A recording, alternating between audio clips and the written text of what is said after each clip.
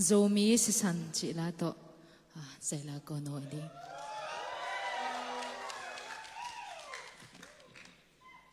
happy ta ge ne microphone khat pen le hi honon sak dinga ko hon nge na hi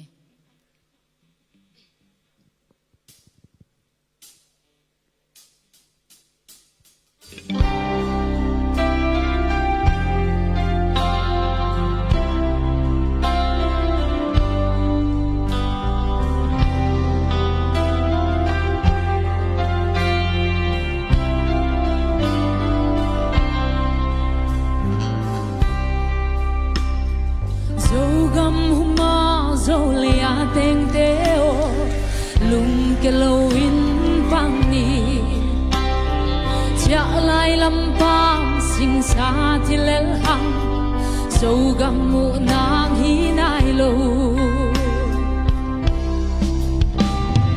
dâu mi sa san su lung zui zen ni igam inam I le mo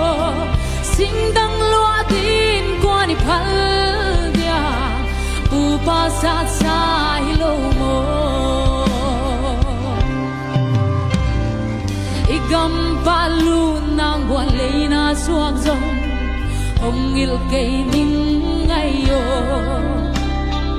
gen thei chi teng thuang ki ma suan zeli kam dong han lung jam meli so mi sa sam su lung zu igam minang I le mo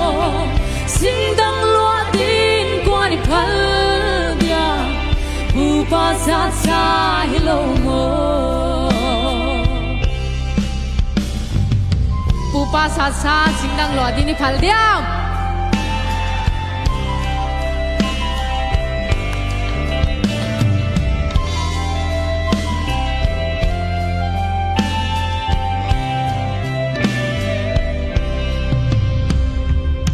gam palu nang buan leina suak zo hong il kei ning ayo gen thei chi teng thua kin ma suan zeli tham dong han lung jam be ni zo mi sa sang su lung zui zeli igam minam I le mo sing pa sa sa hilo mo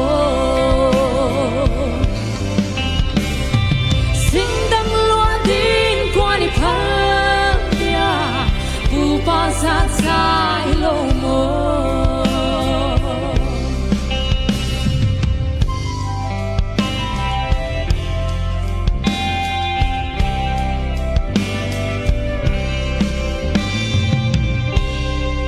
pagi zomi dam suat hem